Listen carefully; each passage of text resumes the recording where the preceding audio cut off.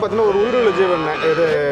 இது வந்து எல்லா மாடுமே நல்லா இருக்குது அப்படின்னு சொல்லிட்டு சொல்ல முடியல. இல்லை சில சமயம் வந்து ஃபெயிலியர் ஆகிடுது. ஒரு மாடு உடம்பு சரியில்லாம ஆகிடுது, மடிநோய் வந்துடுது, இல்லை கண் ஏதாவது பிரச்சனை ஆகிடுது, ஏதாவது சம்திங் வந்து பிரச்சனை உண்டு பண்ணுது. அது அப்போ நம்ம வந்து நான் புதுசாக தொடங்குறேன், எனக்கு ஒரு பெரிய ஐடியா இருக்குங்களே. அது நாட்டு வச்சு போய் தெரிஞ்சு வச்சுக்கணும். நாட்டு வச்சு பார்த்துக்கணும். முடியாத சூழ்நிலைக்கு வந்து டாக்டர் தான் கூப்பிட்டாகணும். அது ஃபர்ஸ்ட் ஸ்டார்டிங் ஓப்பன் பண்ணுறவங்கலாம் வந்து டாக்டர்கிட்ட கன்சல்ட் பண்ணுறது பெஸ்ட்டு. அப்புறம் நாட்டு வச்சு நம்ம கற்றுக்கலாம். நம்மளே நாட்டு வச்சு கற்றுட்டு புதுசாக பண்ணால் பயம். அதான் வெட்டினரி டாக்டர் வர வச்சு நம்ம கருப்பு டாக்டர் வச்சு இன்ஜெக்ஷன் பண்ணிக்கணும் ஃபஸ்ட்டு.